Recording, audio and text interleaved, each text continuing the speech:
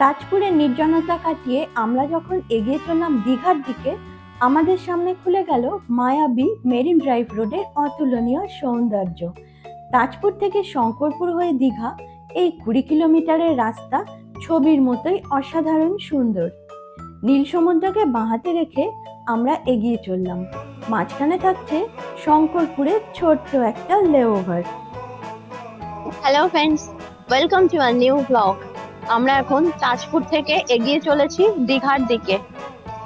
বাঁদিকে দেখুন বিস্তৃত সমুদ্র। এই জায়গাটায় পিকনিক করা যায়। জায়গাটার নাম হচ্ছে জলধা। ওই জন্য একটু জ্যাম আছে রাস্তায়। আজ রবিবার, প্রচুর পিকনিক পার্টি এসছে। এই রাস্তাটাই হচ্ছে মেরিন ড্রাইভ রোড। সমুদ্রকে বাঁদিকে রেখে আমরা এগিয়ে চলেছি। সমুদ্রের ঢেউগুলো দেখা যাচ্ছে, যে পাড়ে ভাঙছে ঢেউ। তাজপুরে যেরকম বোল্ডার নেই, এখানে কিন্তু দেখুন এই সমুদ্রের ধারে ধারে বোল্ডার রয়েছে। রাস্তাটা দেখতে অপূর্ব লাগছে। তাজপুরে আমরা ছিলাম অসাধারণ সুন্দর রিল্যাক্স রিসর্টে। ভিডিওটা না দেখে থাকলে ডেসক্রিপশন বক্সে দেওয়া লিঙ্কে ক্লিক করে দেখে নিতে পারেন। আমরা শঙ্করপুরে এলাম। তাজপুর থেকে শঙ্করপুর আসতে 20 মিনিট সময় লাগলো মোটামুটি। এখানে একটা পার্ক রয়েছে সুন্দর। এখানে স্টল রয়েছে প্রচুর। হ্যাঁ, এখানে একটা রেস্টুরেন্ট আছে, আম্রপালি। হ্যাঁ, ওই যে ওইটা। কি সুন্দর একটা ছোট্ট ব্রিজ করা রয়েছে।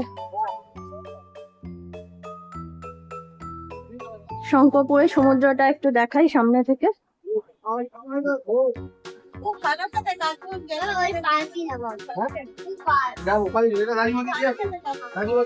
এখানে এরকম বসবার জায়গা রয়েছে শঙ্করপুরে, দুদিকেই রয়েছে। এইসব টুপি বিক্রি হচ্ছে। এটা একটা ওয়াচ টাওয়ার।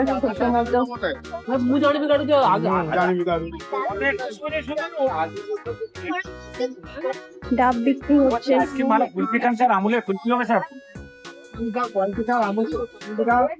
ওইখানে একদম সমুদ্রের ধারে যাওয়া যায়।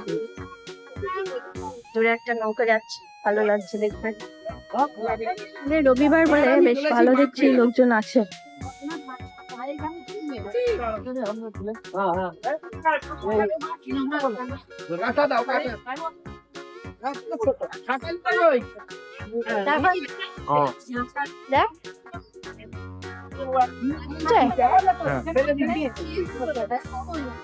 রোদে কিছু বুঝতে পারছি না আমি, কিরকম ছবি আসছে না আসছে কিছু বুঝতে পারছি না।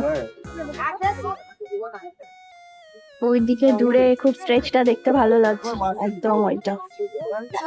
এই যে ঢেউ ভাঙছে। কুলফি বিক্রি হচ্ছে, রাবড়ি কুলফি, কাজু কুলফি, নলেন গুড় কুলফি, মালাই কুলফি। কত করে কুলফি? 40 টাকা করে কুলফি। বাটারস্কচ, এইসব কুলফি টুলফি রয়েছে। 3টে হোটেল দেখতে পাচ্ছি। ওই হচ্ছে স্যান্ডি বে, এইটা হচ্ছে অশোকা, আর ওই হচ্ছে বেলানিবাস। 3টে হোটেল শঙ্করপুরে রয়েছে। আপনারা যদি শঙ্করপুরে থাকেন তাহলে এইসব হোটেলগুলোয় থাকতে পারেন। ঠান্ডার মধ্যে কুলফি খাচ্ছি, শীতকাল। আর কুলফিটা কিন্তু খেতে খুব ভালো, খুব টেস্টি। 130 তো আমাকে 300 টাকা দিয়ে দিন, 70 টাকা দিন। শঙ্করপুরে এলে এখান থেকে আপনারা কুলফি নিতে পারেন। এটা হচ্ছে মিলি কাজু কুলফি, খুব সুন্দর খেতে। শঙ্করপুরে একটা শর্ট লেওভার দিয়ে আমরা এগিয়ে চললাম দীঘার দিকে। এখন কুলফি খাচ্ছি। রাস্তাটা এখানে টার্ন নিয়েছে। তাজপুর থেকে যদি আপনারা এই মেরিন ড্রাইভ রোড ধরে দীঘা যান, তাহলে এই রাস্তার সৌন্দর্য এতটাই যে আপনারা মুগ্ধ হয়ে যাবেন। আমাদের তো ভীষণ ভালো লাগছে। এটা দীঘার মোহনা নদী, ওখানে সমুদ্রের সঙ্গে মিশেছে। পুরো পরিষ্কার বোঝা যাচ্ছে ওইটা দূরে। এইটা কি মন্দিরটা? গঙ্গাসাগর মেলা। ও ওইখানে ওই মন্দিরটা গঙ্গাসাগর মেলার জন্য করা হয়েছে। সমুদ্র দেখলাম খানিকক্ষণ, তারপরে এখন এই যে সব এই গাছগুলো রয়েছে, রাস্তাটা বেশ সুন্দর লাগছে দেখতে।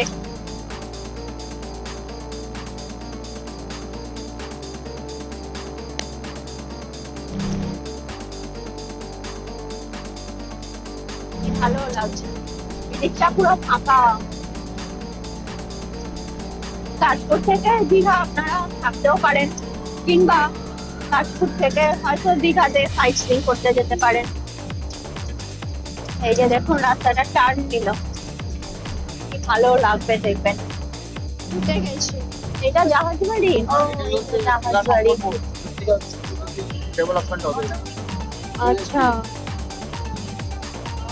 দীঘায় ঢুকে গেছি, থাকবো নিউ দীঘার একটা হোটেলে। এটা হচ্ছে নিউ দীঘা।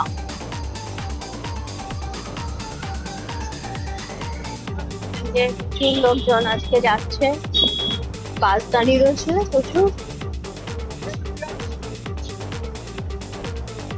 সামনেই সমুদ্র দেখা যাচ্ছে না, একদম সোজা সমুদ্র। এখানে আছে এম প্লাজা সিটি। এটা এটা একটা শপিং মল, এম প্লাজা। এটা রিলুক্স হোটেল। তারপর আছে হোটেল জেপি।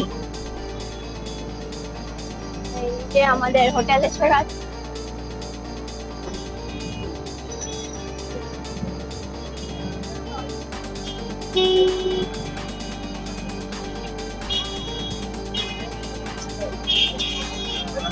আমরা চলে এলাম বৃষ্টি ভাইয়ের অটোয় করে, তাজপুর থেকে একদম দীঘায় চলে এলাম। 45 মিনিট সময় লাগলো। পরের ভিডিওতেই থাকছে সি ফেসি লো বাজেটের এই হোটেলের ডিটেইল ইনফরমেশন, তাই চ্যানেলটা অতি অবশ্যই সাবস্ক্রাইব করে রেখে দেবেন। ভিডিওটা ভালো লাগলে প্লিজ লাইক কমেন্ট শেয়ার করবেন। ভিডিওটা দেখবার জন্য অনেক ধন্যবাদ। সবাই ভালো থাকবেন।